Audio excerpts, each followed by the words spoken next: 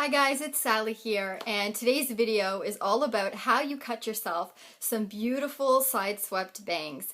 It's really quite simple with the right tools, and really there's only a few guidelines that you should really keep in mind to have the best results. So the first thing that you really need to do is to make sure you have a good pair of hair cutting scissors. So this is what they look like, and you can usually tell the difference between regular scissors and hair cutting scissors because the hair cutting ones have this little finger rest, and this is how hairstylists hold their scissors, with their pinky resting on this finger rest. So you can find these at a beauty supply store like Sally's Beauty, or even if you're in Canada at say a Shoppers Drug Mart. I believe they have an inexpensive pair there as well. Okay, so the first things first, get yourself a good pair of scissors. The second thing you want to make sure you have is a fine tooth comb like this. And the reason being is that when you're combing the hair and getting it ready for cutting, as you can see, it's really holding on tightly to that hair, giving some good tension, and it's also getting all the little hairs in the comb, and so that when you're cutting the hair, it's nice and even, okay? So that's the second thing you need.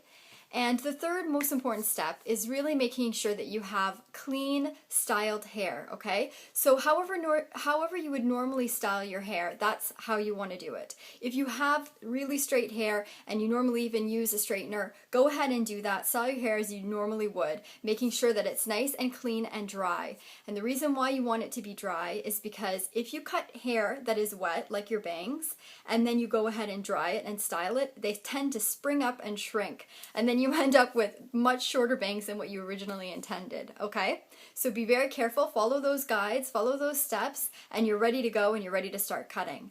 Now, cutting your hair is obviously a very personal to your style. So in my case, I prefer to have bangs that tend to be a little bit longer, that I can sweep over to the side and even tuck in behind my ear so I can get my hair out of my face.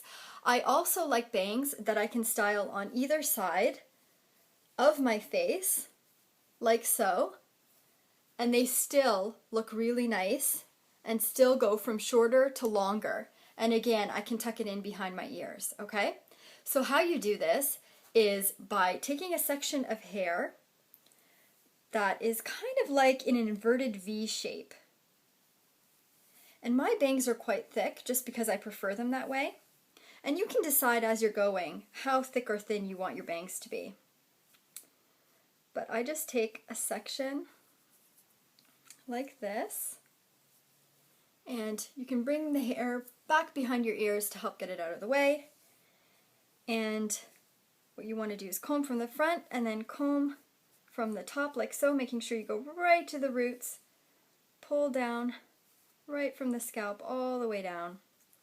And as you can see, I have this V shape that I've cut out. And it's not a very big V shape, but it's a V shape nonetheless. And the reason for this is that I like to be able to put my bangs on either side. So as you can see, if I bring my bangs off to this side, I have shorter layers that go into longer layers. Okay, if I do the same thing to the other side, if I pull my bangs to the other side, same thing, it goes from short to long.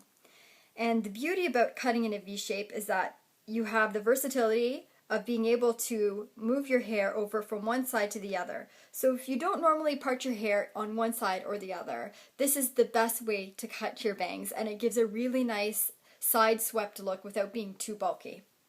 Okay? And as far as length, I prefer to be able to put them behind my ears, so I cut them a little bit longer. As you can see, it's about mouth level. Okay, and on the sides, the shortest piece is about an inch from the point.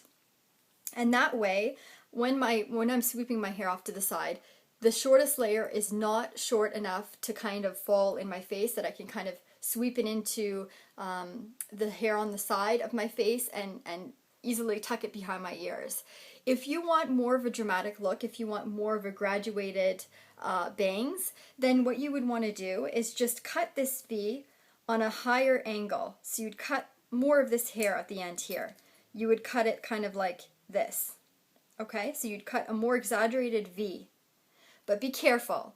The best tip that I can give you of all is to make sure that when you're doing this for the first time and you're not used to cutting your own hair, a little goes a long way. So just cut a little bit at a time and you'll see you can get some pretty dramatic results with just cutting a little bit of hair. And you can't glue your hair back, so make sure that you cut a little bit, because once you cut it, it's gone.